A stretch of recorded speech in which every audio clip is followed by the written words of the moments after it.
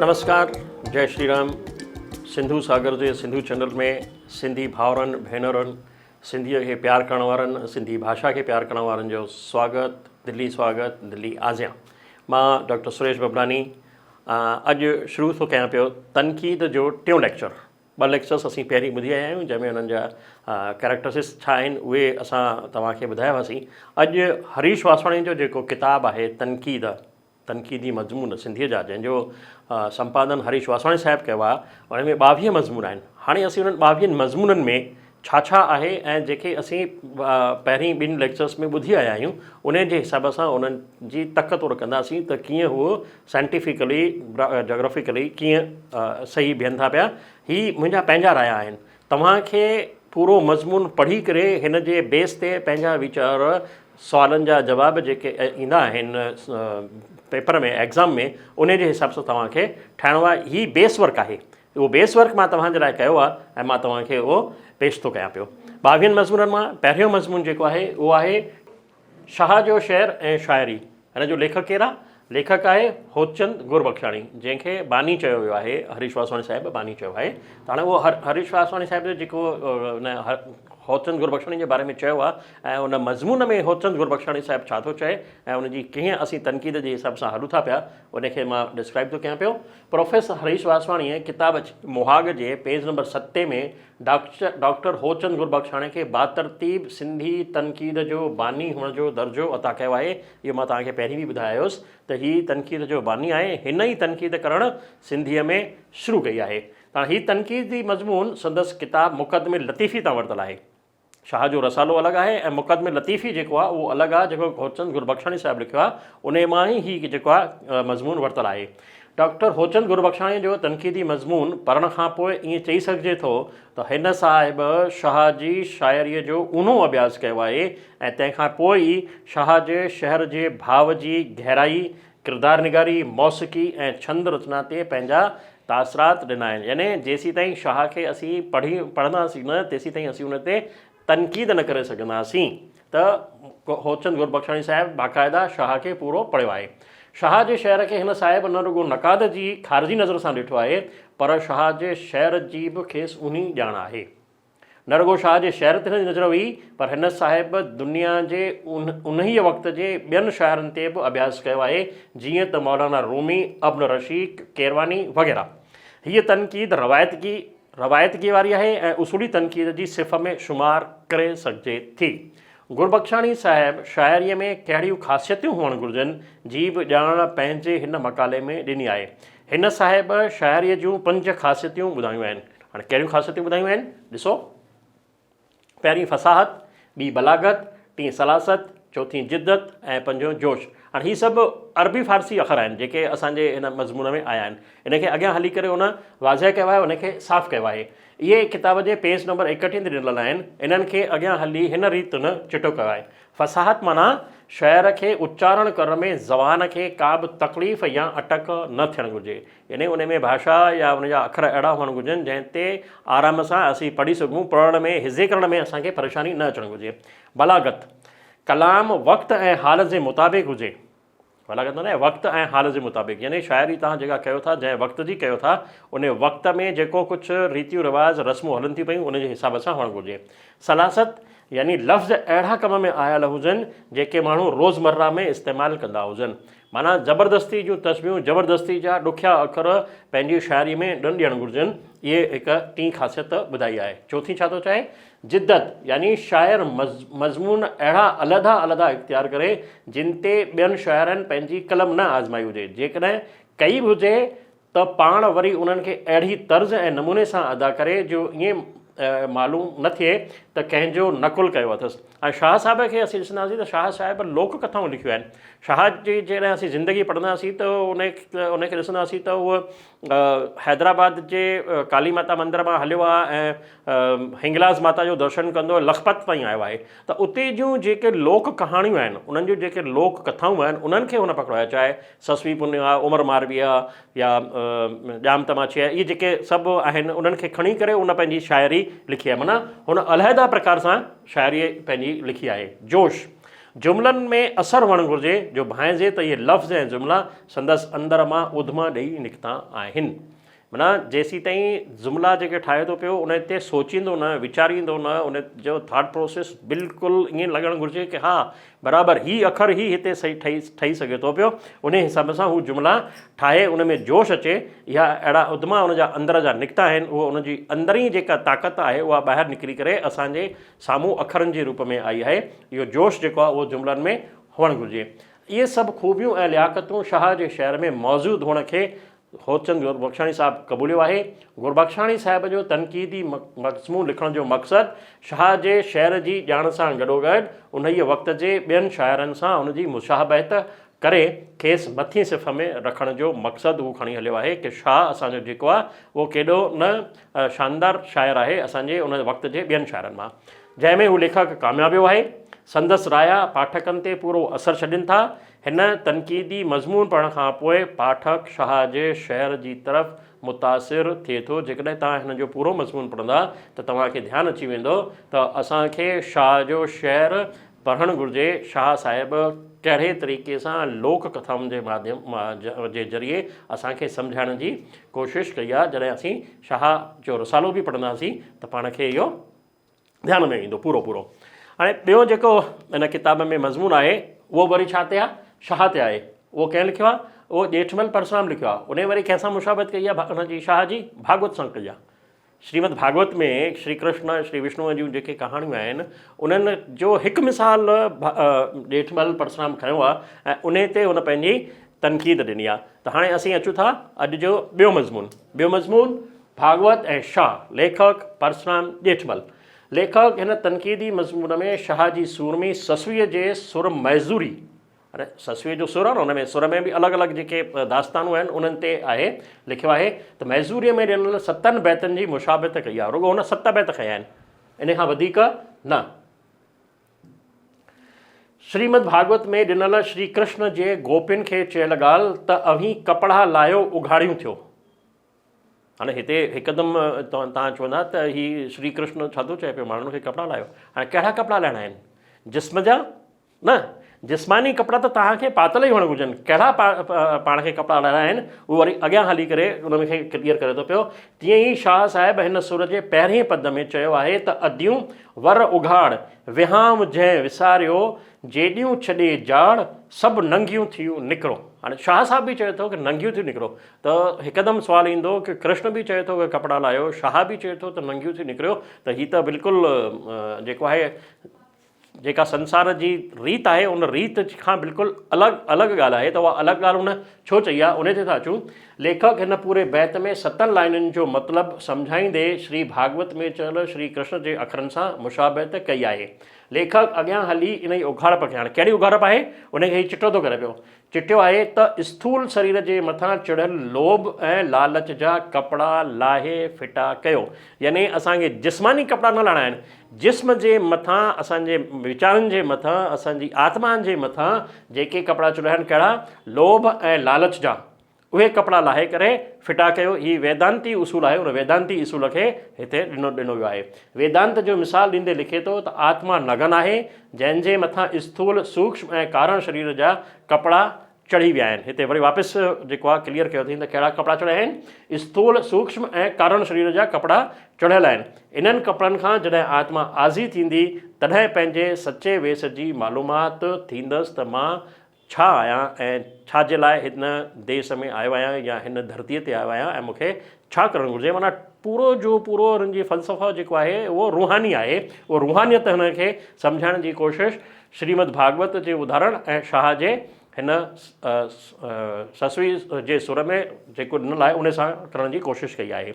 लेखक जो मक़सदु शाह ऐं भागवत में ॾिनल आत्मिक वीचारनि खे पाठक ताईं पहुचाइण जो आहे। कहिड़ो मक़सदु खयो अथई कि शाह ऐं भागवत में कीअं जेको आहे हिकु जहिड़ा ई आहे उहा असां पाठकनि ताईं पहुचायूं ऐं उहा पहुचाइण में लेखक जेको आहे पूरी तरीक़े सां कामयाबु वियो आहे। त कीअं कृष्ण थो चए पियो, जेको कृष्ण थो चए पियो उहो शाह थो चए पियो। यानी शाह बि स्थानीय ॿोली लोक अदब जे ज़रिए माण्हुनि खे जाॻाइण जी कोशिशि कई आहे। जीअं श्री कृष्ण कई आहे तीअं सिंध में शाह कई आहे कि अदियूं कपिड़ा लाहे निकिरो। लेखक शाह ऐं वेदांत जो गूढ़ो अभ्यास करे मुशाबहती तनक़ीद लिखी पाठकनि खे सम्झण जी कोशिशि कई आहे त मत या पंथ को बि हुजे, सभिनी जो मक़सदु हिकु ई आहे, उहो आहे आत्मा जो परमात्मा सां मिलणु। चाहे तव्हां राम चओ, चाहे तव्हां अल्लाह चओ, पर सभिनी जो मक़सदु हिकिड़ो आहे, हिन शरीर में जेका आत्मा आहे उन आत्मा जो परमात्मा सां मिलणु। आत्मा केरु आहे? आत्मा गोपी आहे ऐं कृष्ण परमात्मा आहे, जेको सभई मत पंथ चवंदा आहिनि। पंहिंजे तनक़ीदी मुशाबहती मक़ाले खे पाठकनि साम्हूं रखण लाइ रामकृष्ण परमहंस, शेक्सपियर ऐं क्रिस्तानी उदाहरण, यानी क्रिश्चियन जा उदाहरण, क्रिश्चियनिटी जा बि उदाहरण हुन हिन मक़ाले में पेश कया आहिनि। लेखक मथां शाह जे रचनाउनि जो ऐं श्रीमद भागवत जो असरु चिटो थो ॾिसणु अचे। लेखक खे हीअ तनक़ीदी लेख लिखण जी प्रेरणा ॾिनी आहे, उहो आहे जंहिं लेखक खे हीअ तनक़ीदी लेख लिखण जी प्रेरणा ॾिनी आहे। तनक़ीदी मज़मून लेखक जे किताब शाह जे आखाणियुनि जी सम्झाणीअ तां वरितल आहे। मां पहिरीं बि ॿुधायो त शाह जो रसालो उन जे बैतनि जो आहे ऐं उन ते सम्झाणियूं, उन जूं कहाणियूं, उहे उन्हनि ते अलॻि माण्हुनि जेको आहे वधीक कमु कयो आहे। त जेको ही जेको मज़मून आहे उहो शाह जे आखाणियुनि जी सम्झाणीअ तां वरितल आहे। ही हो भागवत ऐं शाह। वरी बि असांखे शाह थो अॻियां अचे। टियों मज़मून बि जेको आहे उहो असांजो शाह ऐं सचल। टियों मज़मून जेको आहे उहो आहे शाह ऐं सचल जो, जेको लिखियो आहे लालचंद जगताणी। लालचंद जगताणी साहिबु छा कयो आहे? शाह ऐं सचल जी मुशाबहत कई आहे। कंपैरिज़न जेका स्टडी आहे उहा शाह जी ऐं सचल जी आहे। छा थो लिखे? लेखक जो ही मुशाबहती तनक़ीदी मज़मून शहाणो शाह नाले किताब मां वरितल आहे। यानी लालचंद जगताणी जी ही किताब लिखियलु आहे शहाणो शाह, उन में जेको मज़मून आहे उन तां हिते प्रोफेसर वासवाणीअ खणी करे हिते पेश कयो आहे। लेखक शाह ऐं सचल जी रचनाउनि ऐं वीचारनि जी मुशाबहत कई आहे। उते ई शाह जे शहर जूं ख़ूबियूं हिन रीति ॿुधाईंदा आहिनि। छा थो ॿुधाए पियो? कहिड़ियूं कहिड़ियूं ख़ूबियूं आहिनि? शाह जो शहर सुपक ऐं संजीदो, इबारत उनजी रसीली ऐं असरायती आहे। असरु छो आहे? छो जो उन में जेका लोक अदब, जेको मां बार बार थो चवां पियो, जेका लोक अदब वारो आहे उहो हिसो आहे, ऐं जेको लोक ॻाल्हाए थो पियो उहा लोक ॿोली हुन जेका आहे लिखी आहे, सराइकी लिखी आहे, मुल्तानी लिखी आहे, उन में जेका आहे हुनजी सम्झाणी आहे। इन करे माण्हुनि खे जल्दी सम्झ में थी अचे पई। शाह खे लेखक पंहिंजे शहर में निज सिंधी इस्तलाह हुस्न ऐं ख़ुदीअ जो पुॼारी, वीचारनि खे ज़ुबानी रंग ॾियण वारो ॿुधायो आहे। माना जेसीं ताईं शाह रचनाऊं कयूं आहिनि तेसीं ताईं अरबी फ़ारसीअ जो असरु न आयो आहे। उन ताईं तॾहिं बि सिंधीअ जो असरु हो, त उन सिंधी इस्तलाह ऐं मुहावरा जेके आहे उहे हुन लिखिया आहिनि। तनक़ीदी मज़मून में लेखक शाह ऐं सचल जे शहर जे फेर खे चंद लफ़्ज़नि में चिटियो आहे। लिखे थो, छा थो लिखे? शाह शरीयत खे शर्फ़ ॾिनो आहे, सचल तरीक़त खे बि तर्क करे घणो तणो हक़ीक़त ऐं मार्फत खे लॻी वियो आहे। शाह शींहं वांगुरु गंभीर ऐं गौरव आहे, त सचल शुक्र ऐं शाहबाज़ आहे। अने ॾिसो ॿिन्हिनि जी छा कंपेरिज़न कई अथई। गंभीरता कहिड़ी? गंभीरता जीअं शींहं में गंभीरता हूंदी आहे, उहो गंभीर हूंदो आहे, ईअं ई हरू भरू कंहिं ते बि हमिलो न कंदो आहे। तहिड़ी तरह शाह बि कंहिं ॻाल्हि जो गूढ़ो अभ्यास कयो आहे, गंभीरता सां सोचियो आहे, तॾहिं वञी करे हुन कुझु लिखियो आहे। ऐं सचल कीअं आहे? शुक्र आहे हुनखे, शुक्र जो शाहबाज़, जॾहिं हिकिड़ो मस्तु जेको चइजे उहो मस्तु वारो सचल आहे। शाह ॿुधाए थो त आऊं केरु आहियां। शाह चए थो त मां केरु आहियां, ऐं सचल छा थो ॿुधाए? मां छा आहियां, आऊं छा आहियां।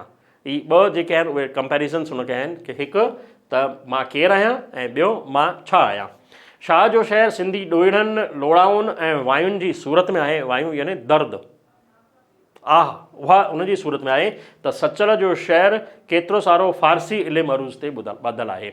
माना शाह खां पोइ जेकॾहिं सचल अचे थो पियो त उन फ़ारसीअ जा अखर वधीक किताब आंदा आहिनि, कम में आंदा आहिनि, जॾहिं शाह जेको आहे उहो सिंधी ॿोलीअ जो पूरो इस्तेमालु कयो आहे।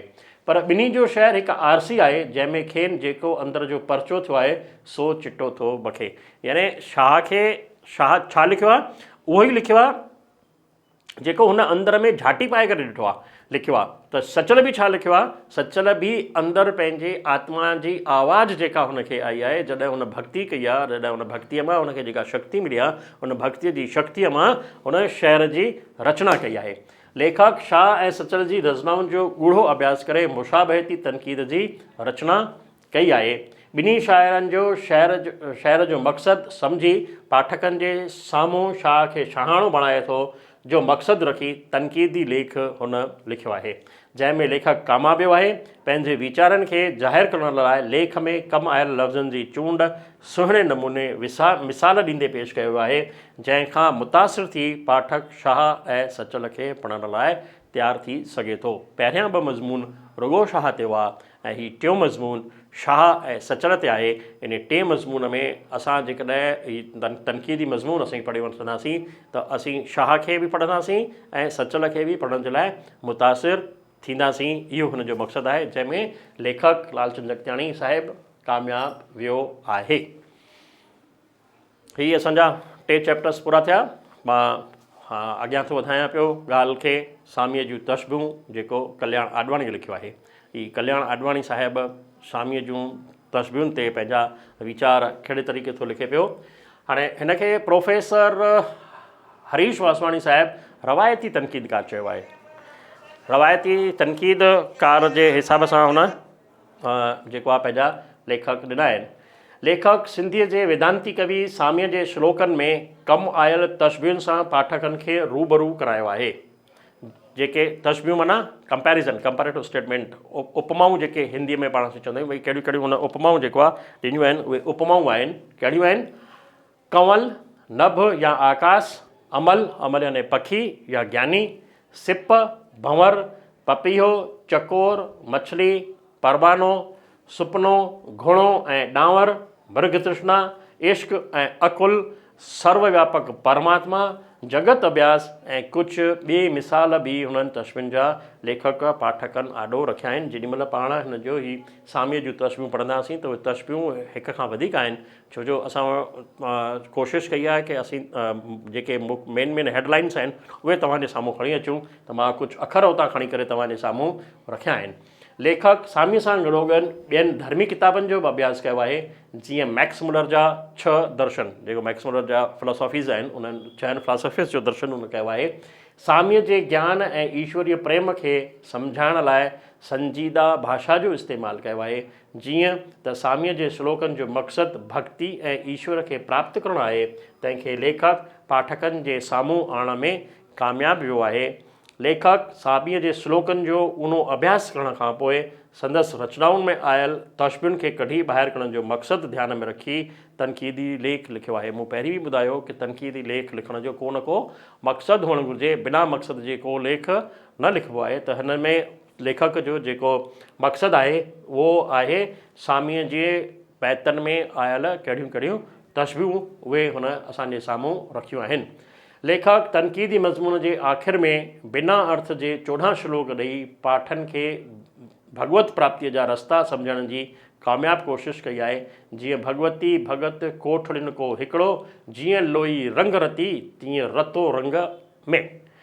वरी वापसि थो चवां पियो, भगवती भगत कोठड़िन को हिकिड़ो, जीअं लोई रंग रती तीअं रतो रंग में। माने जीअं लोईअ खे असीं रंग ॾींदा आहियूं, छाल खे असीं रंग ॾींदा आहियूं, पोतीअ खे असीं रंग ॾींदा आहियूं, त उनखे खोले वरी ॿोड़ींदा आहियूं, ॿोड़े हिकु दफ़ो ॿ दफ़ो हुन 8-10 दफ़ा हुनखे वणंदा आहियूं, जीअं रंग जेको आहे पूरो हुनजे मथां चढ़ी वञे ऐं सुर्ख रंग, गुलाबी रंग, हिकिड़ो ऑरेंज कलर असीं ॾियण था चाहियूं, त उहो ऑरेंज कलर हुनजे मथां कीअं अचे, अच्छे कपिड़े खे बार बार ॿोड़ींदासीं त हुनजे मथां रंग चढ़ी वेंदो। हली तीअं ई आत्मा खे असीं भॻवान जी भक्तीअ में लॻाए रखंदासीं त असांजे आत्मा जे मथां भगवत भक्तीअ जो रंग चढ़ंदो ई चढ़ंदो। ऐं जॾहिं उहा चुकी असीं पीअंदासीं त ॿाहिरि जी चुकी पीअण खां असीं मुतासिर न कासिर थी वेंदासीं। हली ईअं असां अॻियां वधियूं था पिया। टेस्ट असांजा शाइर सा सचल ऐं सामी, जिन भक्ति काल में असांखे सिंध में जेको आहे भक्तीअ जे ज़रिए देश प्रेम समाज सां प्रेम सेखारियो, त उन खां पोइ जॾहिं आज़ादीअ जी हलचल हली वई त 1879 ऐं 1900 जो जेको हले थी पई सदी, 18वीं ऐं 19वीं सदी 20वीं सदी, त उन में असांजो अचे थो हिकु बेमिसाल शाइर किशन चंद बेवस। उन बेवस जी शाइरीअ ते जेका तनक़ीद कई आहे उहा कई आहे लाल सिंह अजवाणी साहिबु। लाल सिंह अजवाणी साहिबु शाइर बेवस किताब जे लाइ लिखियल अजवाणी साहिब जे मुआग खे तनक़ीदी मज़मून जी किताब में शामिल कयो वियो आहे। कहिड़े किताब मां खयो वियो आहे? शहर बेवस जेको किताबु आहे, घणी ॾाढनि पाठ्यक्रमनि में आहे, उन मां हिन खे शामिलु कयो आहे। प्रोफेसर वासवाणीअ लेखक खे रवायती तनक़ीदकार जी सिफ़ में रखंदे लिखे थो, अंग्रेज़ीअ में लिखियल संदसि सिंधी अदब जी तवारीख़ खेसि हिकु सुलझियल नक़ाद जे रूप में साम्हूं आणे थी। शहर बेवस लाइ लिखियल मुहाग में अजवाणी साहिब किशनचंद बेवस जे बैतनि, गीतनि, बाल गीतनि ते तिखी नज़र विझंदे उन्हनि जूं रवायतूं न रुगो सुहिणनि अखरनि में पेश कयूं आहिनि, पर बेवस खे नई कविता जो बानी बि सॾियो आहे। नई कविता जो बानी छो सॾियो अथई, उहो अॻियां हली करे जेको आहे क्लियर थो करे पियो, मां उन ते अचां थो पियो। छा थो चए? नई तनक़ीद जो बानी छो आहे? ॾिसो छा थो चए, जॾहिं शमा ऐं परवाने, गुल ऐं बुलबुल, हुस्न यूसुफ ऐं चश्म आहो, आब ऐं ताब, नज़ारो न्याज़, बहार ऐं शराब जे तशबीहुनि ऐं इश्तिहारनि, बैतबाजियुनि ऐं कजुब सुमन, तिज़नीफ़ी हर्फ़ियुनि ऐं बेमाना रदीफ़नि मन खे बेज़ार करे छॾियो। माना हरूभरू जा जेके चइजनि न अखर अरबी ऐं फ़ारसीअ जा, उहे जेके विझंदा हुआ, तॾहिं चवंदा हुआ पढ़े फ़ारसी बेचे तेल। माना जेकॾहिं फ़ारसी पढ़ियो ऐं नौकिरी न चढ़ियो त माना उहा ॻाल्हि हुनजे लाइ साम्हूं थींदी हुई, उन मां माण्हू बेज़ार थी वेंदो हो। हली जेका ॻाल्हि सम्झ में नथी अचे पई, लेखक उनखे लिखण जी कोशिशि कंदा हुआ। तॾहिं किशनचंद बेवस किथां जो आहे? लाड़काणे जो आहे, लाड़काणे शहर जो आहे।